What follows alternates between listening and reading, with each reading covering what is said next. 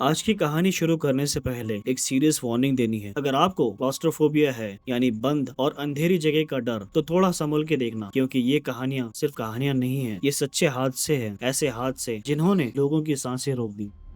Belgium के tell them की दास्तां। चलिए पहली कहानी ले चलती है आपको बेल्जियम के एक खौफनाक डैम के नीचे। रात थी 4 जनवरी 2024 और दो एक्सपीरियंस्ड डाइवर्स क्रिस्टोफी और फ्रेडरिक तैयार थे एक थ्रिलिंग डाइव के लिए। ये डैम कोई आम डैम नहीं था। इसके नीचे 4 बड़े ट्यूबिन्स थे जो कभी भी बिना वार्निंग के चालू हो सकते थे। डाइविंग क्लब ने क्लियरली दो जोन्स बनाए थे, जोन ए और जोन बी, जहाँ जाना स्ट्रिक्टली मना था। लेकिन क्रिस्टोफी और फ्रेडरिक ने सोचा था एक नया एक्सपीरियंस चाहिए, थ्रिल चाहिए, और वो चले गए डेंजर जोन में, अंधेरों में 40 मीटर नीचे जहां सब कुछ सन्नाटा था। तभी जमीन हिलने लगी। ट्यूबिन्स बिना किसी वार्निंग के एक्टिवेट हो गई। 106 क्यूबिक मीटर वाटर पर सेकेंड की स्पीड से पानी खींचने लगा। दोनों डाइवर्स को डैम के अंदर खींच लिया गया। उनका अंडर वाटर स्कूटर कुछ नहीं कर सका। फिर एक हॉरिफाइंग इम्पैक्ट, उनकी बॉडीज डायरेक्टली ब्लेड से टकराई और वो वहां कट गए। नेक्स्ट मॉर्निंग उनके छोटे छोटे बॉडी के पार्ट्स डैम के नीचे मिले। कुछ हिस्सों में तो 1 किलोमीटर तक बॉडी फ्रेगमेंट्स बिखरे हुए थे।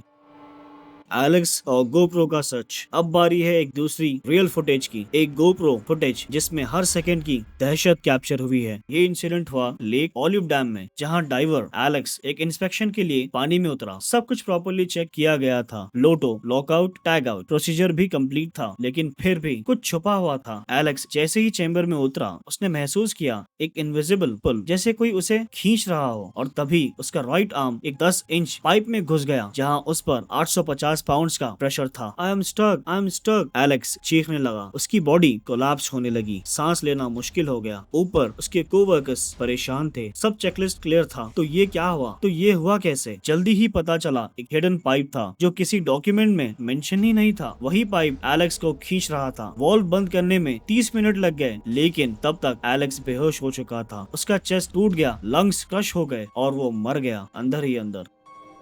ट्रिनिडाड का सबसे बड़ा अंडर वाटर डिजास्टर। और अब आखिरी कहानी, जो शायद आपने रील्स में देखी हो, लेकिन पूरी कहानी कभी नहीं सुनी होगी। 25 फरवरी 2022 दोपहर के 2:15 ट्रिनिडाड और टोबैगो का पैरिया फ्यूल ट्रेडिंग कंपनी में एक हॉरिफाइंग डाइविंग एक्सीडेंट होता है। कॉन्ट्रैक्टर कंपनी थी LMCS लिमिटेड, जिसे एक फ्यूल पाइपलाइन रिपेयर करनी थी। 5 डाइवर्स आए थे, फाजिम अली, यूसुफ हेनरी, फैजल कुर्बान, ऋषि नागेसर, क्रिस बॉर्डरम। उन्होंने सोचा रूटीन मेंटेनेंस है। एक हैबिटेट बेल लगाया गया पाइप के ऊपर, जहां हवा भर के पानी बाहर निकाल दिया जाता है ताकि ड्राई स्पेस बन सके। लेकिन जैसे ही खाजिम ने इंफ्लेटेबल प्लग हटाया, एक धमाका हुआ। पानी ने एक टोर्नाडो की तरह अंदर घुस गया। अंदर घुस के सबको पाइप के अंदर खींच लिया। इनसाइड द पाइप जिंदा होने की लड़ाई। उन्हें पता ही नहीं चला क्या हुआ। जब होश आया तो वो पिच ब्लैक पाइप के अंदर थे। थोड़ी सी एयर पॉकेट थी जिसमें वो सांस ले पा रहे थे। तो सबके आंखों में जलन थी। काली स्लज ने सब कुछ ढक दिया था। उनके पास सिर्फ एक ऑप्शन था, एक डायरेक्शन में क्रॉल करना। क्रिस सबसे आगे था, बाकी उसके पीछे। पाइप स्लिपरी था, तंग था, इंजरीज बढ़ रही थी। कहीं कहीं एयर पॉकेट्स मिलती थी,